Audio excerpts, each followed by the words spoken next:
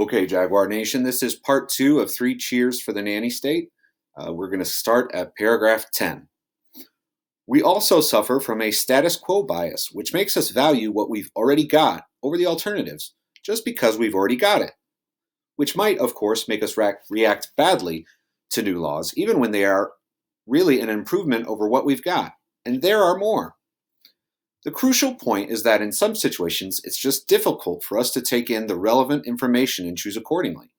It's not quite the simple ignorance Mill was talking about, but it turns out that our minds are more complicated than Mill imagined.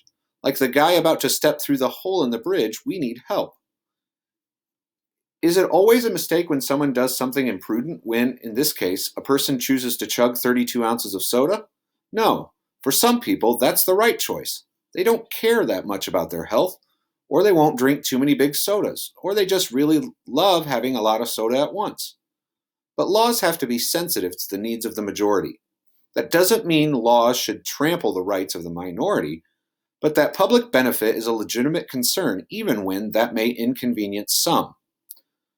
So do these laws mean that some people will be kept from doing what they really want to do? Probably.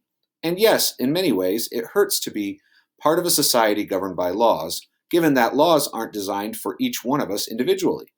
Some of us can drive safely at 90 miles per hour, but we're bound by the same laws as the people who can't, because individual speeding laws aren't practical. Giving up a little liberty is something we agree to when we agree to live in a democratic society that is governed by laws. The freedom to buy a really large soda all in one cup is something we stand to lose here. For most people, given their desire for health, that results in a net gain. For some people, yes, it's an absolute loss. It's just not much of a loss. Of course, what people fear is that this is just the beginning. Today it's soda, tomorrow it's the guy standing behind you, making you eat your broccoli, floss your teeth, and watch PBS NewsHour every day. What this ignores is that successful paternalistic laws are done on the basis of a cost-benefit analysis. If it's too painful, it's not a good law. Making these analyses is something that government has the resources to do, just as now it sets automobile construction standards while considering both the need for affordability and the desire for safety.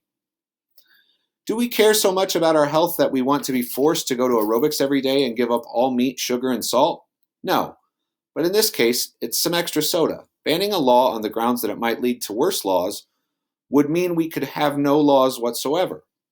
In the old days, we used to blame people for acting imprudently and say that since their bad choices were their own fault, they deserved to suffer the consequences. Now, we see that these errors aren't a function of bad character, but of our shared cognitive inheritance. The proper reaction is not to blame, but an impulse to help one another. That's what the government is supposed to do. Help us get where we want to go. It's not always worth it to intervene, but sometimes, where the costs are small and the benefit is large, it is. That's why we have prescriptions for medicine, and that's why, as irritating as it may initially feel, the soda regulation is a good idea. It's hard to give up the idea of ourselves as completely rational. We feel as if we might lose some dignity, but that's the way it is, and there's no dignity in clinging to an illusion. So, Jaguars, this is a piece. This is an opinion piece. This guy is offering an opinion. And if you notice throughout here, he offers some facts, but not a lot. Basically, he interprets basic ideas that are present in our society. He also talks about something called cognitive bias, which are areas in which we fairly dependably fail. A cognitive bias, and I'll click here, is related to thinking. So it's a predetermined bias of thinking. And bias means we already have our mind made up.